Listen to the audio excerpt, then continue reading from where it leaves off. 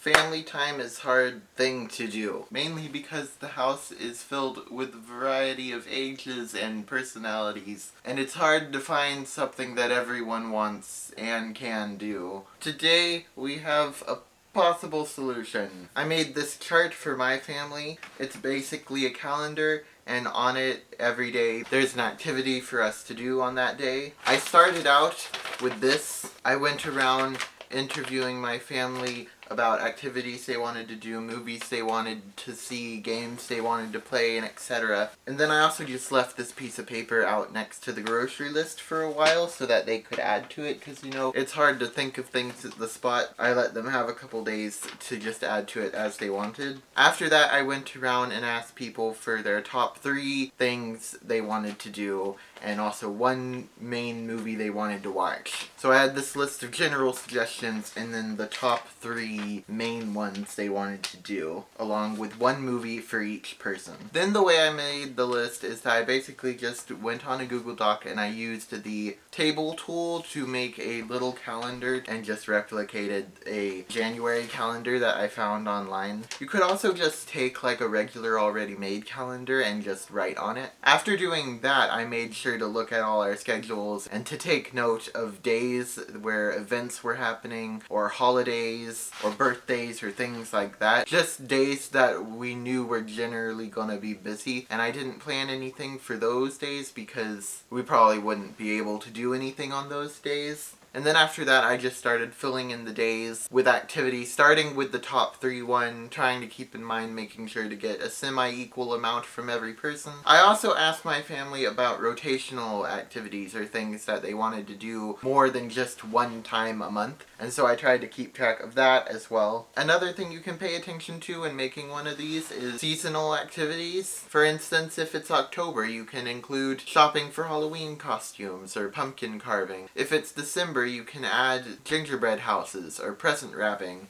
going to see Santa, just things like that. Pay attention to things that you're already planning on doing and add them to the list. Once it was all full and I was pretty happy with the way it was, and my family was also fairly happy with the way it was, I went through and I gave a little pink highlight to all of the things that would require preparation over the couple days ahead of it. For instance, trying a new recipe would require getting groceries and picking out the recipe so you know what groceries to get. Scavenger hunt requires setting up a scavenger hunt list, figuring out how that's going to work, and things like that. I think this list really works because you're being very intentional about getting family time in, and everyone can be fairly happy because they know that they're going to have their time to do the thing that they want to do. Because in a big family, you might have teenagers that want to watch PG-13 movies, and little kids that can't watch PG-13 movies and they just want to draw,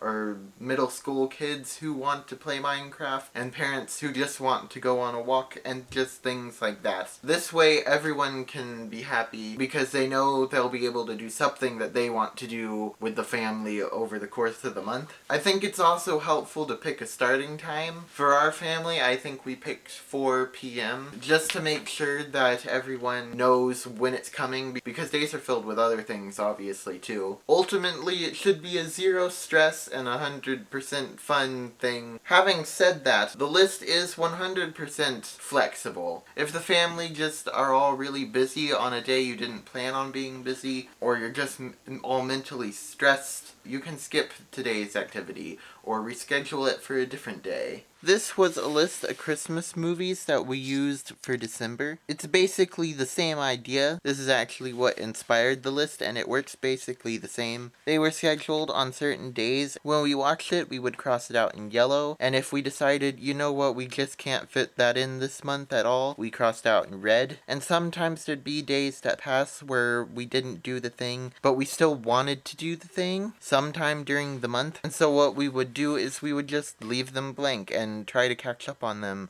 on other days. You could double up on days, you could skip days. It is a 100% flexible schedule. And another reason that family time is hard to do is because it's hard to get everyone together to do something. There's probably gonna be some days that one person can't join. Probably the teenagers in your household don't want to sit and watch Winnie the Pooh. And obviously the little kids can't watch the PG-13 movie. And that's okay, because ultimately you're going to be doing more family time than what you would usually do. And even if it's just like 2 people in your family that ends up doing the activity for today, that's still something. For my family, it works a lot better this way because it makes us want to do it more when we feel like we don't have to do it. It's just something that we're doing for fun. I hope you enjoyed this video. I hope you enjoyed the idea of the activity list. Obviously, it can be tweaked for different families. This is the way that works with our family right now, and we'll probably even tweak it as we go along as well. Be sure to hit like and subscribe and hit the little bell icon if you want to be notified for Chats TV videos. Goodbye.